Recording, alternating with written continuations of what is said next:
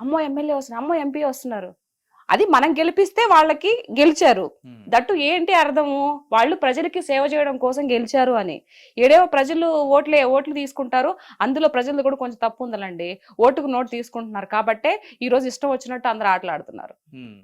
అది తీసుకోకుండా ఉంటే ఫాట్ మన కొడితే నేను ఓటేసాను, నేను డబ్బులు తీసుకోకుండా నేను ఓటేసాను కాబట్టి ఏదైనా గట్టిగా మాట్లాడే హక్కు నాకుందరూ అవులే అని చెప్పొచ్చు.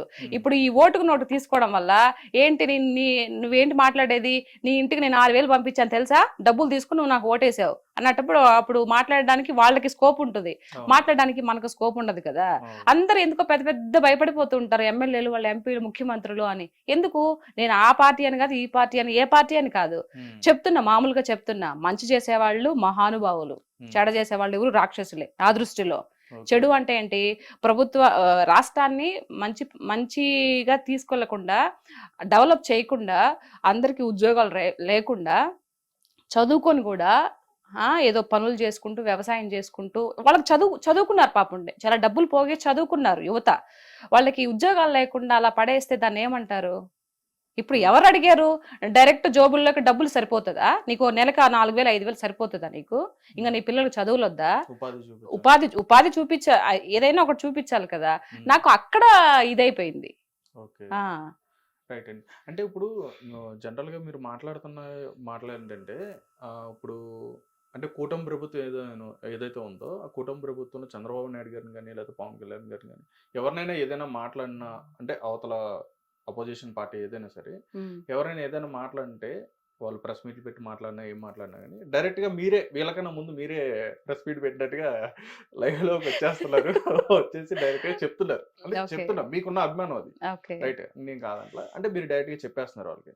చెప్తున్నప్పుడు అంటే వాళ్ళు మాట్లాడింది కూడా మనం ఒకసారి ఆలోచిస్తే బెటర్ కదా. అంటే వచ్చారు మరి ఏం చేస్తున్నారు మీరు అని చెప్పన్నట్టుగా ఇప్పుడు రోజా గారు కానీ వీళ్ళు కానీ అడుగుతున్నారు. ఇన్ని నెలలు అయింది వచ్చి మీరు ప్రజలకు ఏమీ చేయలేదని చెప్పన్నట్టుగా వాళ్ళు మాట్లాడుతున్నారు. అసలు ఏం జరిగింది ఏంటనేది మీరు కూడా ఒకసారి ఆలోచించారు. కాదు, ఏం జరిగింది అని అంటే ఇప్పుడు వచ్చి 5.5 నెలలు అవుతుంది.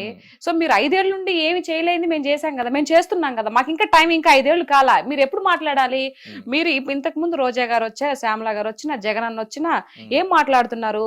ఒక హత్య జరిగినా, మానభంగం జరిగిన అమ్మాయిల గురించి మాత్రమే మాట్లాడుతున్నారు తప్పితే వేరే విషయం మాట్లాడుతున్నారా? మాట్లాడలేదు కదా. ఇప్పుడు కంపెనీస్, కొన్ని లోకేష్ అన్న గారు కంపెనీస్ తీసుకొచ్చారా, దాని గురించి మాట్లాడుతున్నారా? మాట్లాడలేదు.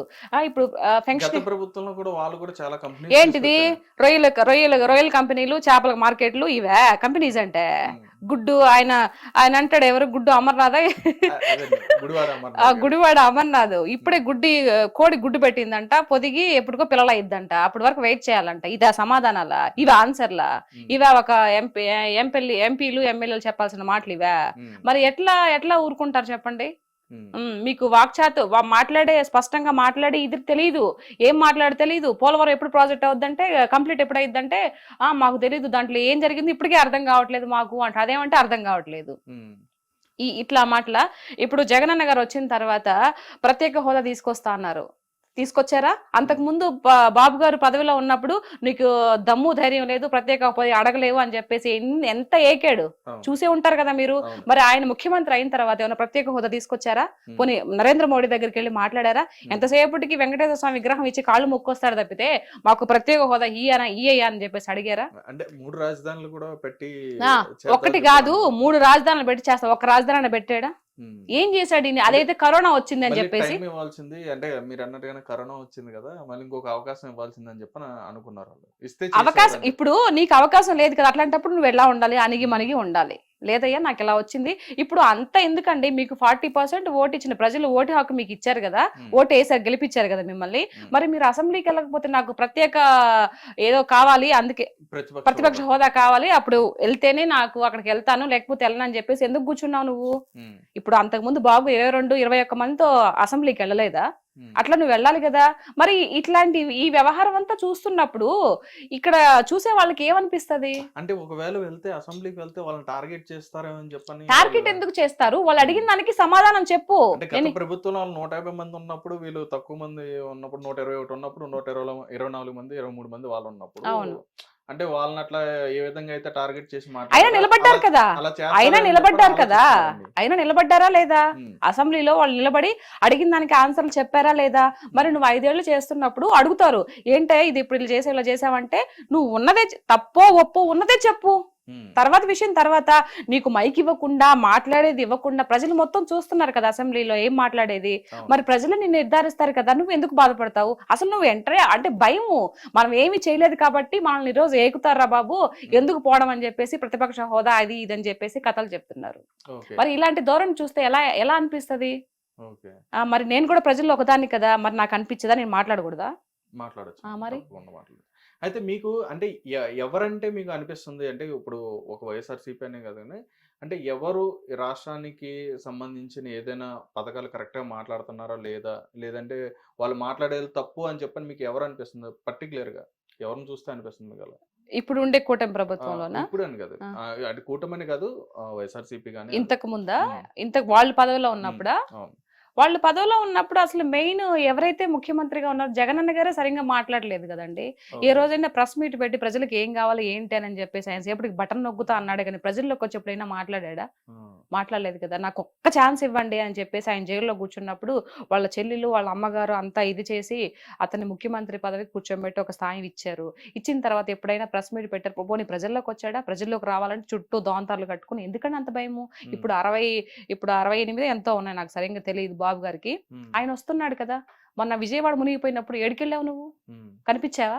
అంటే మీరు అన్న విజయవాడ అన్నారు కాబట్టి విజయవాడ జరిగిన ముంపు జరిగిన ప్రాంతానికి సంబంధించి ఖర్చు పెట్టిన దాంట్లో కూడా ఎక్కువగా ఏమంటారు స్కామ్ చేశారని చెప్పని కూడా వాళ్ళు స్కామ్ చేశారు.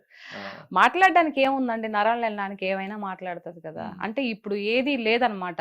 అయ్యో వీళ్ళకి టెన్షన్ వస్తుందండి, అయ్యో వచ్చిన 5.5 నెల 6 నెలలకే కంపెనీస్ తీసుకొస్తున్నారు, తర్వాత అందరికీ పెన్షన్స్ ఇస్తున్నారు, ఇంకా చెప్పినవి కూడా చేసేటట్టున్నారు, ఎట్లా మన పరిస్థితి ఏంట్రా బాబు, నెక్స్ట్ కూడా సీఎం అవుతామా లేదా అని టెన్షన్ లో వాళ్ళకి ఏం మాట్లాడాలో అర్థం కాక ఫ్రస్ట్రేషన్ లో మాట్లాడుతున్నారు. ఇది వాస్తవం. అసలైన వాస్తవం ఏంటంటే ఇప్పుడు రోజా గారు కానీ మిగతా సజ్జలు కానీ తర్వాత ఈయన జగన్ అన్న కానీ ఇవన్నీ మాట్లాడేది వాళ్ళకి అర్థం కావట్లే, భయం వేస్తుంది. ఇప్పుడు చేసుకుంటూ ముందుకు వెళ్ళిపోతున్నారు కదా అని. అప్పుడు మాట్లాడిన వాళ్ళలో ఎవరైతే ఇప్పుడు మీరు చెప్పారు రోజా గారు కానీ లేకపోతే సజ్జల గారు కానీ కొడాల నాని గారు కానీ ఇట్లా పేరు నాని గారు కానీ వీళ్ళందరూ కూడా వాళ్ళ మీద అంబటి రాంబాబు గారు కానీ వీళ్ళందరి మీద కూడా అధికారంలో లేనప్పుడు టీడీపీ పార్టీ కానీ జనసేన అధికారంలో లేనప్పుడు ఏంటంటే అప్పుడు కూడా డిఫెండ్ చేశారు, అప్పుడు కూడా ఫైట్ చేశారు, అప్పుడు కూడా మాట్లాడారు. రైట్. ఇప్పుడు అధికారంలోకి వచ్చిన తర్వాత కూడా ఇప్పుడు కూడా మీరు డిఫెండ్ చేస్తున్నారు, ఎందుకని? మేము న్యాయంగా ఉన్నాం కదండి. ఇప్పుడుండే కూటమి ప్రభుత్వం న్యాయబద్ధమైనటువంటి ప్రభుత్వం. అన్యాయంగా ఒకరిని దుర్భాషలాడేసి ఒకరి మీద నోరేసుకొని పడిపోయి అట్లాంటి తత్వం కాదు ఇప్పుడుండే ప్రభుత్వం. ఇప్పుడుండే సీఎం ఎవరైతే ఉన్నారో అలాంటి వ్యక్తి కాదు. అందరినీ కలుపుకొని పోయే రకమే. కానీ బట్ వీళ్ళు ఏదో అంటారు కదా, ఇప్పుడు దున్నపోతులు ఎద్దులు ఎట్లా మొరాయిస్తాయి లాగేటప్పుడు ముక్కుకు తాడేయాలని, ఆ విధంగా అట్లా ట్రీట్మెంట్ ఇవ్వాలి వాళ్ళకి. కానీ వాళ్ళ నోటికి అదుపు ఉండదండి. ఇప్పుడు ఏదైతే నెక్స్ట్ సీఎం, ఇప్పుడు ఎవరికైనా చెప్తానండి ఒకటే మాట ఏంటంటే, నెక్స్ట్ మనం మళ్ళీ ప్రజల్లోకి వెళ్ళాలి, ఓట్లు వేయాలి, మళ్ళీ మనం పదవిలోకి రావాలి అని అంటే ఉండే ప్రభుత్వంతో పోతా ఉండాలా, ఏకీభవిస్తూ పోతా ఉండాలి, తెలియగలరు చేసే లక్షణం. మరి ఎవరు వీళ్ళకి సలహాలు ఇస్తారో నాకు తెలియదు, కానీ ఎంతసేపటికి వాళ్ళు చేసిన మంచి చెప్పకుండా చెప్పాలి కదా, మంచి కూడా కంపెనీలు వచ్చినాయి తీసుకొచ్చి చెప్పాలి కదా, అవి చెప్పరు. ఎంతసేపటికి ఏదైనా చిన్న మిస్టేక్ ఏదైనా జరిగింది అనుకో, ఎట్లాంటి మిస్టేక్స్ అంటే అవి ఎక్కడో ఒక అమ్మాయిని పాడు చేశారో, లేకపోతే ఏదైనా హత్య జరిగిందో, లేకపోతే ఎవరన్నా ఇట్లా ఏదన్నా చేసుకుంటారు కదా, వాటి గురించి వస్తారండి ముందుకి. ఇంకా మిగతా జరిగిన మంచి గురించి చెప్పరు. అది వీళ్ళు చేసే ధోరణి అనమాట ఈ వైఎస్ఆర్సీపీ ప్రభుత్వం నాయకులు. ఇది అంటే పర్టికులర్ గా మీరు రోజా గారిని కానీ లేదంటే శ్యామలా గారు కానీ లేకపోతే శ్రీరెడ్డి గారిని కానీ వారి గురించి మాట్లాడడానికి కారణం ఏంటి? వారి గురించి మాట్లాడడానికి కారణం అంటే వాళ్ళు మాట్లాడేది అదే కదండి. ఇప్పుడు సపోజ్ రోజా గారు ఉన్నారు, రోజా గారు సరిగ్గా పరిపాలన చేసి ఉండుంటే, ఆ ప్రజలతో అక్కడ మమేకమైపోయి ఆ ప్రజల బాధలన్నీ తెలుసుకొని ఉండుంటే ఈ రోజు గెలిచుండేది కదా. ఎందుకు గెలవలేదు మీరు అంటారు. మరి అప్పుడు ప్రభుత్వము అప్పుడు ప్రభుత్వము బాబు గారు ఉన్నప్పుడు గెలిచిన వాళ్ళు మళ్ళీ 21 సీట్కి 23 సీట్లకి ఎందుకు వచ్చారని మీరు అడగొచ్చు, క్వశ్చన్ చేయొచ్చు. అప్పుడు స్టార్టింగ్ లో విడిపోయినప్పుడు చెట్టు కింద కూర్చొని పరిపాలన చేశారు. ఆయన 1 by 1 డబ్బులు లేకపోయినా తెచ్చుకొని చెట్టు కింద కూర్చొని ఒక పరిపాలన చేసుకుంటూ అన్ని కట్టించి బిల్డింగ్స్ కానీ అన్ని కట్టించి అమరావతి కూడా సగం కంప్లీట్ చేస్తూ మధ్యలో దిగిపోయారు. సో ఆయన గొప్పవాడా? నువ్వు 5 ఏళ్ళు కూడా నీకు పదవి వచ్చినప్పటికీ నువ్వు గొప్పవాడు? ఎవరు గొప్పవాళ్ళు?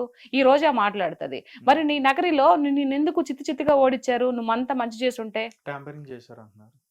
మరి మీరు 151 సీటుకి వెళ్ళినప్పుడు మేము ట్యాంపరింగ్ చేసామనంటే మమ్మల్ని నో అన్నారు కదా. మరి అప్పుడు ఒక మాట ఇప్పుడు ఒక మాట. నిజాయితీ పరుడు ఎప్పుడు ఒక మాట మీదే ఉండాలి, అట్లా మాట మార్చకూడదు కదా. మరి మీరు గెలిచినప్పుడేమో ట్యాంపరింగ్ లేదు, ఇప్పుడు మేము ఎక్కువ స్థానాల్లో గెలిచినప్పటికీ మాకు ఇప్పుడు ట్యాంపరింగ్ జరిగిందా? అది ఎట్టు మాట్లాడతారు? నాకు అందుకే రోజా గారు మాట్లాడే మాట అసలు నచ్చదు. ఆవిడ ఎమ్మెల్యేగా ఉన్నప్పుడు జబర్దస్త్ స్కిట్లు అన్ని చేసిందా, డాన్సులు చేసిందా స్టేజ్ మీదకి వెళ్ళి? మరి ఎక్కడ పరిపాలన చేసింది ఆవిడ? ఎక్కడ ప్రజల్లోకి వెళ్ళి ఎవరి ప్రజల ఇది వాళ్ళ యొక్క బాధలు కనుక్కునింది? లాస్ట్ ఎలక్షన్ లో మూమెంట్ లో 1-2 నెలల ముందర పోయి ఏదో ఒక గుర్కా వేసుకొని పోతున్నట్టు తెలిసిపోతే అయిపోతుందా? కాదు కదా. అందుకు కోపం. అంటే ఆ మధ్య రోజా గారు అన్నారు, మీరు అన్నట్టుగానే అది జబర్దస్త్ లో కూడా చేసుకున్నారని చెప్పన్నారు. అంటే రోజా గారు ఏంటంటే గెలిచిన తర్వాత ఏంటంటే ప్రభుత్వం మీద దృష్టి పెట్టకుండా సినిమాల మీద దృష్టి పెడుతున్నారని చెప్పి పవన్ కళ్యాణ్ గారిని కూడా విమర్శించడం జరిగింది. మరి ఆవిడ మీరు ఏమంటారు దానికి? అట్లా ఆవడానికి హక్కే లేదు.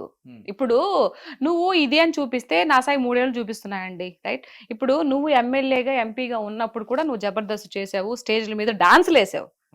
అది నీ ప్రొఫెషన్. నువ్వు ఫిల్మ్ యాక్టర్ గా నువ్వేదో ఒక హీరోయిన్ గా నువ్వు చేయలా. నువ్వు ఒక హీరోయిన్ గా చేసిండే జయలలిత గారు కూడా ముఖ్యమంత్రి అయినా చేశారా ఏమో నాకు తెలియదు, చేయలేదు కదా.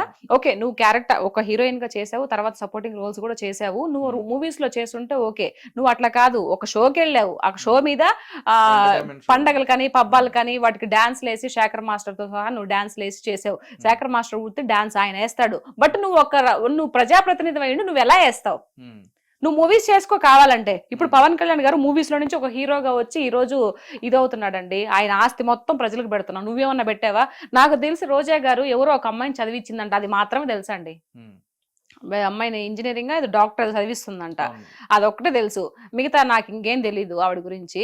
సో మరి పవన్ కళ్యాణ్ గారికి నీకు పోలికి ఎలా పెడతావు? 75 మంది కౌలు రైతులకి అప్పుడు ఆయన ఒక్కొక్కరు లక్ష రూపాయలు చొప్పున 75 లక్షలు ఇచ్చాడండి. మరి నువ్వు ఇచ్చిన దాఖలాలు ఏమన్నా ఉన్నాయా? అసలు నువ్వు పవన్ కళ్యాణ్ గారిని అడిగే క్వశ్చన్ ఎక్కడుంది? అంత రైట్స్ ఎక్కడున్నాయి నీకు? ఆ అర్హత నీకుందా అని చెప్పేసి అడుగుతున్నా. ఆవిడ అంతకు ముందు నువ్వు జగనన్నతో మాట్లాడే అర్హత నీకుందా అని చెప్పేసి అప్పుడు మాట్లాడిన మాటలు, వాళ్ళు పరిపాలన ఉన్నప్పుడు నోటికి ఏదొస్తే అది మాట్లాడిందండి. మరి ఇప్పుడు నేను అడుగుతున్నా ఈవిడ్ని, పవన్ కళ్యాణ్ గారిని నువ్వు మందలించే అడిగే స్థాయి నీకుందా? ఇప్పుడు లేదు కదా. మరి ఆయన హీరోగా వచ్చాడు కాబట్టి మరి ఆయన సంపాదించుకోవాలి, ఆయన ఒక పార్టీ అధినేత. మరి పార్టీ పోషించుకోవాలంటే మీలాగా స్కాములు చేయలేడు కదా. ఒకరిని ముంచి డబ్బులన్నీ వెనకేసుకొని ఆ రకం కాదు కదా. ఆయన సొసైటీ మీద ఆయన కష్టం మీద వచ్చిన పైసాని అందరికి పెడుతున్నారు. మరి మూవీస్ చేసుకోవాలి కదా. నీలాగా ఆయన ఒక్క యాడ్ కోసం ఎంతమంది కొన్ని కోట్లు లక్షలు ఎదురు చూస్తా ఉన్నాయి ఒక యాడ్ ఇస్తే, కానీ అట్లా చేయలేదు ఆయన. నేను ఒక యాడ్ ఇచ్చేయడం వల్ల అది ఒక మంచిదో చెడో తర్వాత విషయం. రేపు ఎవరికైనా ఏదన్నా జరిగితే ప్రజల గురించి ఆలోచించాడు కాబట్టి ఒక యాడ్ కూడా చేయలేదు. అట్లా అని చెప్పి స్టేజ్ మీదకి ఎక్కుంటే ఇంకా మరిగిన డబ్బులు వచ్చేసిండే. ఇంకా అసలు మాట్లాడే అర్హతే లేదు అసలు నన్ను అడిగితే. ఇంకేం క్వశ్చన్ చేస్తుంది? రైట్. అంటే ఈ రకంగా అంటే ఇప్పుడు రాజకీయం అంటే ఇప్పుడు ఉన్న అధికారులు ఇప్పుడు ఎవరైతే నాయకులు ఉంటారో వీళ్ళు విమర్శించుకోవడమే కాకుండా వ్యక్తిగతంగా కూడా ఎందుకని వాళ్ళ కుటుంబాలను విమర్శించడం కానీ, లేదంటే వాళ్ళ కుటుంబ సభ్యులను విమర్శించడం కానీ, వాళ్ళని తీసుకొచ్చి డిఫేమ్ చేయడం కానీ ఎందుకని చేస్తున్నారు? అంటే నేను ఇరువైపులు అడుగుతున్నాను. ఏం లేదు, ఇప్పుడు పవన్ కళ్యాణ్ గారు ఇంతకు ముందు ప్రతిపక్షంలో ఉన్నప్పుడు, ఇప్పుడంటే కాదు, అంతకుముందు వీళ్ళు అధికార పక్షంలో ఉన్నప్పుడు, వైఎస్ఆర్సీపీ వాళ్ళ అధికార పక్షంలో ఉన్నప్పుడు పవన్ కళ్యాణ్ గారిని ఎన్ని మాటలన్నారండి. ఆయన అనడమే కాదు, 3 పెళ్లిళ్ళు అని చెప్పేసి ముఖ్యమంత్రితో సహా, ముఖ్యమంత్రి అప్పుడు వైఎస్ఆర్సీపీ జగన్మోహన్ రెడ్డితో సహా విడిగా స్టేజ్ మీదుగా నేను ఒక ముఖ్యమంత్రి హోదాలో ఉన్నాను, నేను ఒక ముఖ్యమంత్రి స్థాయిలో ఇలా మాట్లాడకూడదని కొంచెం కూడా ఇంగిత జ్ఞానం లేకుండా 3 పెళ్లిళ్ళు 4 పెళ్లిళ్ళు అవసరమా అండి? ఆయన పర్సనల్ గురించి అవసరమా? ఒక్కొక్కరు చేసుకున్నారు, ఒక్కొక్కరికి అన్ని ఇచ్చేసి మీలాగా ఏదో అంటారు కదా, ఇప్పుడు ఆ విషయాలు ఎందుకులే గానీ మీలాగా చేయలేదు కదా ఆయన. అన్ని ఆయన కర్మ బాగలేక చెప్తున్నాడు ఒక పక్క, నా కర్మ నా టైం బాగలేక నేను అంత ఆస్తులను ఇచ్చేసుకొని ఒక్కొక్కరు క్లియర్ చేసుకొని నేను ఇది చేసుకున్నానని చెప్తున్నాడు. మరి పదే అరిగిపోయిన టేబుల్ రికార్డ్ లాగా ఎన్నిసార్లు ఎన్ని మాటలు అన్నారు. పోనీ ఈయన అనేది కాకుండా మళ్ళీ వాళ్ళ అనుచరులతో ఇప్పుడు బోరగడ్డ నీళ్ళు గాని ఇట్లాంటి వాళ్ళంతా శ్రీరెడ్డి ఆ గారు. సెకండ్ ఇస్తే నాకు లేపేస్తాను అబ్బా కొడుకుల్ని, ఎవరు Maximum ఆ, చెప్తాను. చంద్రబాబు నాయుడు గారిని, లోకేష్ లోకేష్. గారిని ఒక్క సెకండ్ చాలు మాకు పైన ఆయన ఊ పర్మిషన్ అంటే ఇస్తే ఊ అంటే అవును. ఈ పిల్లకాయలు ఇప్పుడు పవన్ కళ్యాణ్ గారి పిల్ల హిట్ టీవీ యాప్ ఇందులో short news, live news, entertainment shows, movies, digital magazines తో పాటు మీ జిల్లా వార్తలను కూడా ఫ్రీగా చూడొచ్చు. ఇంకెందుకు ఆలస్యం, వెంటనే హిట్ టీవీ యాప్ ని డౌన్లోడ్ చేసుకుని ఫ్రీగా ఎంటర్టైన్మెంట్ పొందండి. Hit TV app. Hit TV app. Hit TV యాప్ని ఫ్రీగా డౌన్లోడ్ చేసుకొని ఎంజాయ్ చేయండి. మీకు నచ్చిన ఎంటర్టైన్మెంట్ కోసం హిట్ టీవీ యాప్ ని ఫ్రీగా డౌన్లోడ్ చేసుకుని ఎంజాయ్ చేయండి. హిట్ టీవీ యాప్ని డౌన్లోడ్ చేసుకుని ఆస్వాదించండి, ఆశీర్వదించండి. ఇంతమంది సెలబ్రిటీలు హిట్ టీవీ యాప్ ని డౌన్లోడ్ చేసుకోండి అని చెప్తున్నారంటే ఎంత మంచి యాప్ ఆలోచించండి. అమెరికా అమెరికా అమెరికా అమెరికాలో చదవాలనుకునే వాళ్ళకి విశ్వసనీయమైన పేరు మన శౌర్య consultancy. UK Law 1 Year Masters. UK Law 1 Year Masters. 2 years work permit up to 5 years visa. Contact Saurya Consultancy. Contact 89851 89851.